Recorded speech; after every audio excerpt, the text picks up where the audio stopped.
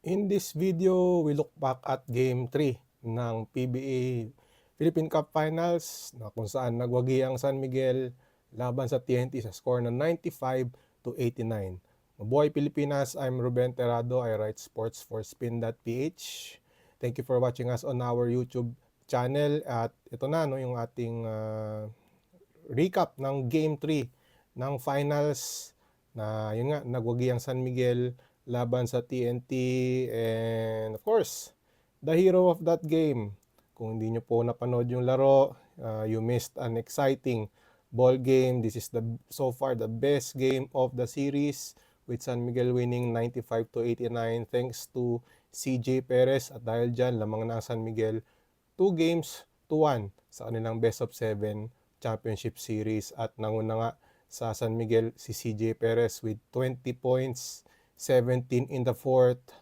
What a performance for CJ Perez in this ball game, scoring 7 straight points para mabigay ang kalamangan sa San Miguel sa larong ito. At grabe yung pinakita ni CJ Perez with his shot making ability. Pinakita niya ito sa game na ito. Actually, yung fourth quarter niya, grabe pinakita niya. 6 of 6 from the field. We only scored 3 points at the end of 3 quarters, pero pagdating ng fourth, ay doon na nga niya pinakita yung kanyang galing pagdating sa opensa. At grabe yung pinakita niya, dahil he rescued San Miguel sa larong ito.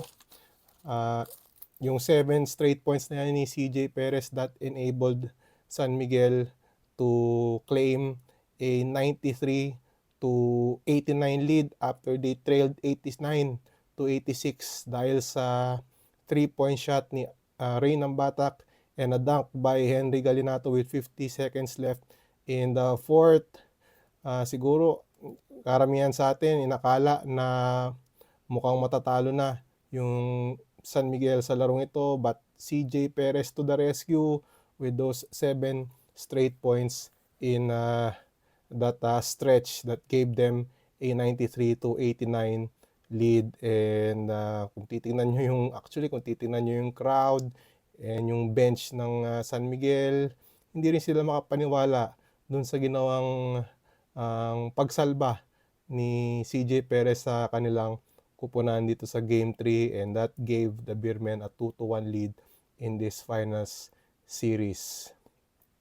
Sa mga other players naman, Don Trollano also played well, continuing his effort from Game 2 with 19 points in Game 3 on 10 of 12 shooting from the free throw line. And yun nga, based on this stat, most of his points came from the foul line. And then Junmar Fajardo, double-double, monster game again with 27 rebounds. Parang normal na lang kay Junmar Fajardo na pumulot ng 20 or more rebounds this conference, and he also was 4 points shy of making the 20-point barrier. So Junmar Fajardo again in his usual self with his double-double numbers. At dahil nga sa 27 rebounds ni Junmar Fajardo, San Miguel out-rebounded TNT 57-47. And again, in the end, hindi na naging numbers talaga yung reason kung bakit nanalo yung San Miguel. It all boiled down to the skills of the players. At pinakita ni CJ Perez in this game yung kanyang skill with his ability to shoot. Actually, after the game, nung tinanong din natin si Ray Nambatak kung anong lang yung masasabi nila sa kanilang depensa in the end game, most specifically yung 4-point shot ni CJ Perez. And sabi naman ni Ray Nambatak, he was happy with their defense kahit nagkaroon ng konting mismatch with CJ Perez against Henry Galinato.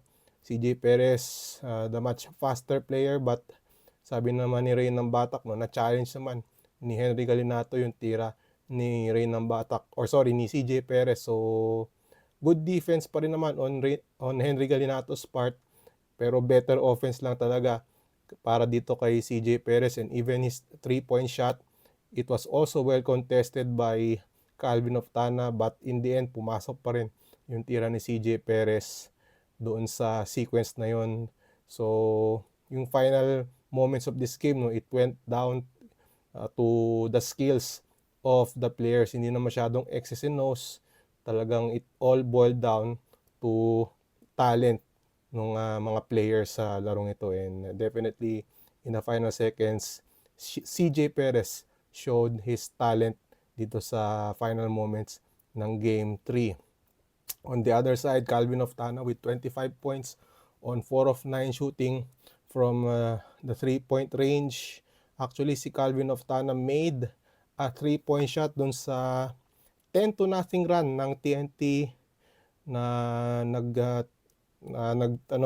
kasi lamang ang San Miguel at this point 86-79, but nagkaroon nga ng 10-0 run itong TNT, and one of those points came from Calvin Oftana nailing a 3-point shot from the corner, and then it was followed shortly by a 3-point shot by Reynam Batak na nagbigay sa kalamangan sa TNT 87-86. And then after nun, shot clock violation itong San Miguel.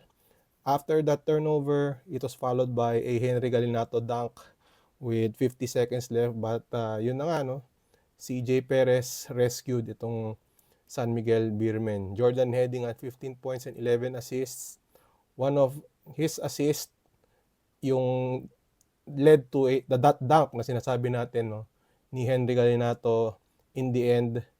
And but again, it was not enough. Brandon Ganuelas Rosser also had a huge outing, 15 points and 13 rebounds. And then Reynam Batak, nabagit natin, 12 points, 2 of 4 from threes. Isa doon coming from that crucial three that made it 87-86, the go-ahead three. Pero kinapos pa rin itong TNT, and naminado si Reynam Batak, no, it's a heartbreaking defeat, but sabi nga niya, he will still use this defeat as a motivation for the coming Game 4 that will be held on Wednesday sa MOA Arena, Mall of Asia Arena. And incidentally, naglaro rin pala, no, si RR Pugoy, making his return sa TNT after sustaining a hamstring injury. He played 17 minutes, only scored 4 points on 2 of 7 shooting from the field, 0 of 3 from 3-point range. So obviously, hindi pa nakukuha ni RR Pugoy yung kanyang rhythm.